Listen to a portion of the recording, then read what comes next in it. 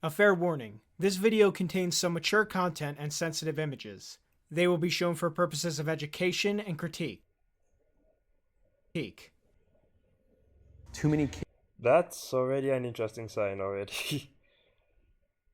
kids don't know how to form deep, meaningful relationships. So when significant stress starts to show up in their lives, they're not turning to a person, they're turning to a device, they're turning to these things which offer temporary relief. And in time, it'll destroy relationships, it'll cost time, and it'll cost money, and it'll make your life worse. We are not having organic interactions with each other, with our friends, with our idols, with our families. It presents us with a standard that is unrealistic, a reality that is unreliable, and a world which has been filtered and altered for the benefit of another person or group, and that is the very essence of corruption. Hello, and welcome back to my channel. In this video on PaxTube, we'll be exploring the dark side of Vtubers. But before we dive right in, we need to first set the stage. Let me ask you something. Have you ever heard of something called a parasocial relationship? A parasocial relationship is defined. Absolutely not. I've not heard about that. That sounds like... I'm not entirely sure Defined as a what that sounds one-sided relationship in which one person extends emotional energy, interest, and time into another person who is completely unaware of their existence. Imagine you observe the same person every day and learn a lot about them, while on their side, they never even know who you are. These That's are literally every relationships celebrity defined by I a lack find of personal relationship. interaction. The viewing party's mind is subtly deceived into believing that a relationship between them and the person they're viewing is more personal than it really is. This phenomenon stems from our most basic human intuitions, the desire to make friends, to socialize, and to connect with others. But parasocial relationships are but an illusion of this connection, and as such, they fail to give even the most basic fulfillment that real human relationships provide. In the past, people developed these relationships with popular celebrities, sports teams, and television stars. But with social media, the issue has become even more common and taken on new dimensions. That is so true. And There's a lot of good things that came with social media, but a bunch of more bad things as well. Not like saying all of it is bad. I still stand for free speech and all. enter Vtubers, short for virtual YouTubers or virtual streamers. This type of streamer is an individual who broadcasts online using a virtual animated persona. While relatively new to the internet, the first debuting in 2016, they've taken the online world by storm and quickly climbed to the top of social media stardom. Originating in Japan, they've rapidly spread across the world, developing variants in almost every language, the American and Japanese versions being the most popular. The history of virtual YouTubers is pretty straightforward. Motion tracking software got a lot better in the last 5 years, and this kind of thing was bound to pop up. You might have seen them before in their most common form, the anime girl, borrowing of course from the Japanese anime art style. Now, let's get into why I'm making this video. Why is this phenomenon relevant? In the past, one might be able to call VTubers a niche thing from the corners of the internet. A few years ago, that may have been true, but no longer. They're now a subject worth exploring. To demonstrate this, let's look at a few metrics. Streamers on websites like YouTube and Twitch make their money from live donations from the audience. On YouTube, these are called super chats. As of October 2021, VTubers absolutely dominate the top of the charts in super chats received. Take a look at this. Of the top 30 lifetime super chat earning channels on YouTube, 25 are VTubers. Coco, the recently retired Dragon VTuber, raked in almost 3 million in her less than 3-year tenure. Hardly Okay, I'm not really that surprised, to be honest. After all, just a few months back, I heard Iron Mouse was the #1 most subscribed channel on Twitch before Kazana took it back. In fact, I think I still have the charts, but I'm gonna show that later. any other streamers come close in revenue to that, or to VTubers in general. As for growth, Gargura, the largest VTuber, gathered almost 3 million subscribers in less than a year. Meanwhile, the average subscriber count for HoloLive characters, the biggest VTuber company, is around 1 million. That's quite a noticeable number. It's because of this wide popularity that I decided to look more into the VTuber phenomenon. So whether you're a fan of these streamers, despise them, or aren't sure what to think, this video will have valuable insights for you. VTubers are, in a way, a fresh spin on something that was already around for years. The pretty female streamer, the e-girl. These streamers, while they sometimes have talent, mainly rely on their attractive looks to keep viewers watching. Most show skin or make sexual innuendos to get the attention of their primarily male audience. And make True, but this is also what many, and I mean many VTubers do. At first, VTubers didn't actually do this. They were funny, they were cute, they made all this nice content, but then they just got more and more sexualized, and honestly, it's just, let's just say that we've just gone full circle with this. What was once cute and funny is now back to degeneracy. It disgusts me. Make no mistake about it, the target audience for all of these streamers are young males. The majority of the audience of both e-girls and VTubers are males aged 18 to 34. The common e-girl relies on sex appeal so much that it's practically the only thing the popular ones do. Take Amaranth, for example. Many people have actually criticized streaming sites like Twitch for basically becoming online brothels where girls show skin for cash. It even got to the point earlier this year where Twitch had to crack down on so-called hot tub streams. If you don't know what a hot tub stream is, consider yourself lucky. It's essentially just a female streaming in a hot tub in their underwear. Yeah, unfortunately that's a thing. VTubers in several ways follow the e-girl trend, albeit with a fresh coat of anime paint. In terms of popularity though, VTubers may have already even surpassed their e-girl counterparts. Actually, Now it should be obvious at this point, but I'm not a fan of e-girl streamers. But when doing research on VTubers, I wanted to be fair. And some of them are decently talented.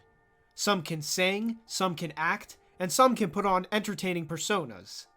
But despite these positives, we have to address some serious issues under the surface of this whole thing. Let us begin by asking this. Why are VTubers in particular so popular? And what is the social environment that they've become so successful in? To understand this, we must first look at the characteristics of the men watching these streamers. They are, for the most part, the same audience who would watch an e-girl streamer. Single men under the age of 40. It turns out that today, there are more single men in this age demographic than ever before in modern history. Since around the 1970s, people in Western countries have been getting married later and later and later. This has been due to a combination of factors. The first and biggest is that religious and cultural values have drastically changed since the end of World War II. For example, since around the 1950s, most television and film media has promoted casual sex and not settling down until your 30s. Christianity stopped being promoted as the Western cultural norm, and thus the Christian values that promote chastity and monogamy declined with it. To do a comparison, in 1900, when Christianity had strong influence in Western media, the average American got married at 24 and had over 3 children. Today, with religion having almost no say in media or public affairs, the average American gets married at 32 and has less than 2 children. The rise of social media is of course another factor that has contributed to there being way more young, single men. People now primarily socialize online instead of in person, and this has predictably had a negative effect on the average person's social skills. This is because talking to someone online has an entirely different dynamic to talking to someone in person. Social media also combines this with the added effect of keeping people indoors. Finally, perhaps as a result of all the aforementioned factors, more women are choosing careers over families. To recap and put this all in layman's terms, the cultural movements of the last 60 years have left hundreds of millions of men behind with little to no romantic prospects. There were signs of this bubbling to the surface in the early 2010s with the rise of the incel and men going their own way movements. Pickup guru culture also increased to try to help young men find female partners. But it was all for naught.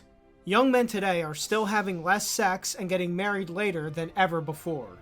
This study found that almost a third of men aged 18 to 24 in America are virgins, a large rise from the past. Not that there's anything wrong with being a virgin, but this does show that young people are no longer getting together. This drop isn't because men are becoming more stoic or more religious, which would actually be a good thing. No, what they're doing is replacing romance artificially. The biggest example of this is pornography use. In Japan, where Vtubers are even more popular than America, all of these social trends are even worse. Huge portions of Japanese men report no interest in sex or romance at all. It is, after all, easier to just stay at home in your online happy place than go out and risk rejection in the romantic world. In the most extreme cases of this, we actually see products being made to let Japanese men marry a virtual anime wife. What's perhaps most shocking is that despite these clearly negative trends, neither the American nor the Japanese governments have done anything whatsoever to try to address the problem. Wait, does anyone remember that guy who married Hatsune Miku? I think this one definitely applies in this case. Other governments, such as China and Russia, have at least made some efforts, such as banning pornography. China has even gone so far as limiting children's video game and social media access. And yes, I am praising something China did. Please increase my social credit score accordingly. I also praise them for that. Now, to be clear, women in the West aren't benefiting from any of these relationship trends either. Antidepressant use among females is at its highest levels in recorded history. Studies have also shown that women were significantly happier in past generations where cultures of early marriage, monogamy, and sexual chastity were promoted. In other words, no one is benefiting from this. Now, to tie all of this back to VTubers, this is where the concept of parasocial relationships becomes relevant. Due to the social conditions of the modern world, millions of men are grasping out for female attention to hold on to, and VTubers seem to be the latest addition of what they're flocking to. But sadly, it's an illusion. VTubers cannot replace a real woman. It's true. not just romantic feelings people are after either. Millennials and Gen Z lack companionship in general. 1 in 5 millennials reports having zero, yes zero, friends. Not zero close friends, zero friends. Damn. Period. The numbers were slightly better for Gen Z, but still bad. And these surveys were conducted before the COVID-19 pandemic started. One can only imagine what that landscape looks like now. From this, we can glean that VTubers are not only filling the role of a romantic interest for many men, but also the role of simply a friend. What's perhaps most disturbing It's so sad, but it's so true.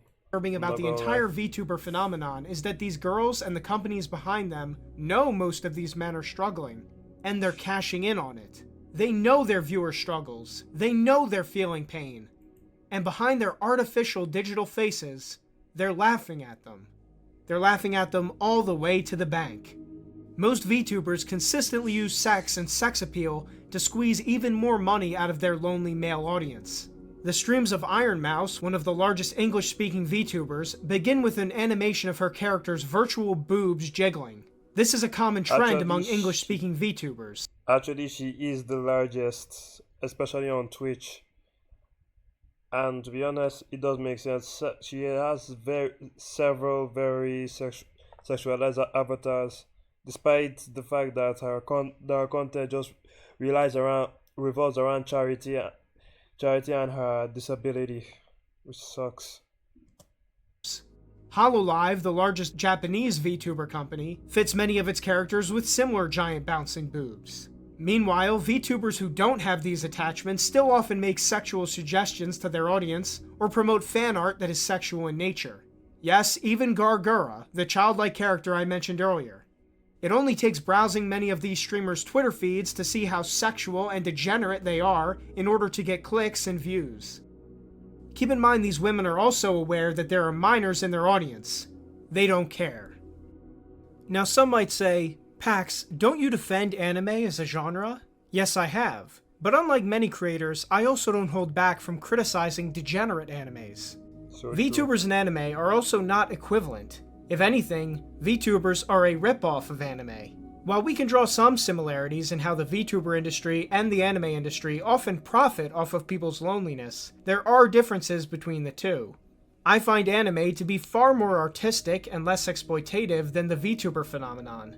Many animes have heart and soul poured into them that you won't see in many other places.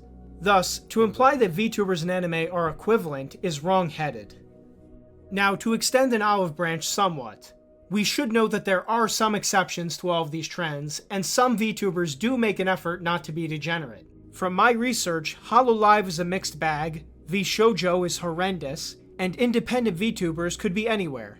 Unfortunately, in a capitalistic system where the only real thing society values is making money, people have little incentive to live by moral rules. This culture of valuing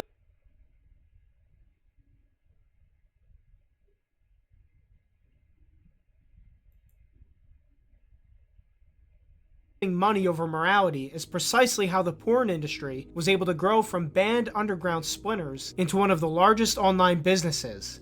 It's not a coincidence that today it's anti-capitalist countries who've cracked down on pornography and other types of sexual exploitation. But back to VTubers. While I welcome a decline in female streamers, as they're in many ways worse than VTubers, in other ways, VTubers are even more detached from reality. While female streamers are limited by things such as real-life boyfriends, the effects of age, and all the other problems that come with being a real human, VTubers are not. VTubers take on personas that will be forever young and single, and thus much more able to consistently enchant male viewers. There are other noticeable VTuber behaviors that are detached from reality, such as imitating common anime tropes and speaking in childish voices. ちょっと待って。深呼吸。深呼吸。どうしよう。I'm so nervous right now. やだ。Their I am so getting banned today.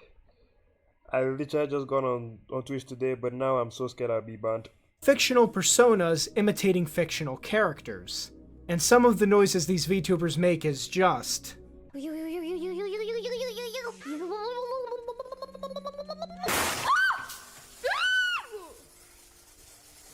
One trend I've noticed among some English-speaking VTubers is that their only sense of comedy is constant sex jokes. And some of these jokes get really bad. Once, I was on birth control for like 2 months, and when I got off of it, and I got my first period, I wasn't like bleeding, right? And after like 3 days, I straight up burst out like my entire fucking like vagina skin, like all of it at once.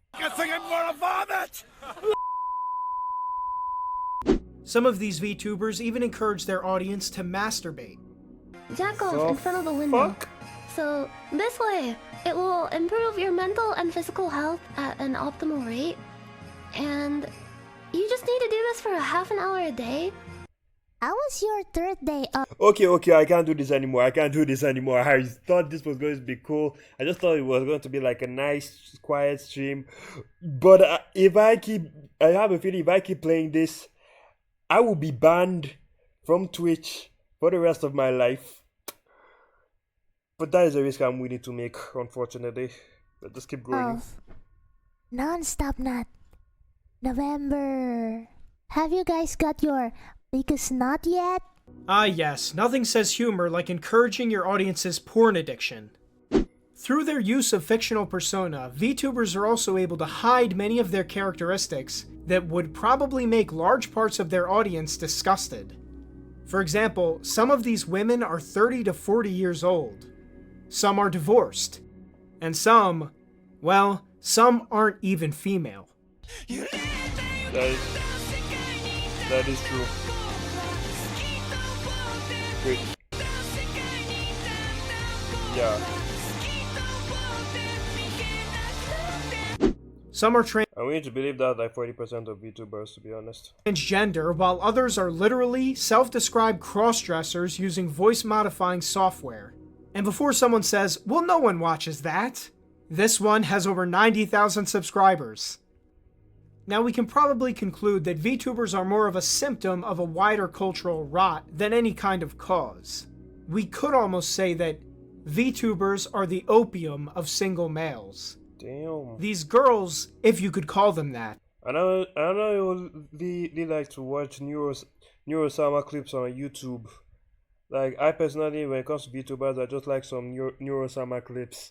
I do not watch anything degenerate. Are a I product.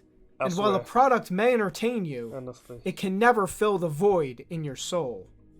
If a man does not know to what port he is sailing, no wind is favorable. Seneca. I think the most important thing I'd like people to get from this video isn't that all VTubers are evil, or that all of their viewers are simps who give them their entire bank accounts. Neither of those things is the case. Furthermore, there's not even anything inherently wrong with people using a virtual avatar to represent themselves. But what people should understand is that the rise of VTubers does have its dark side.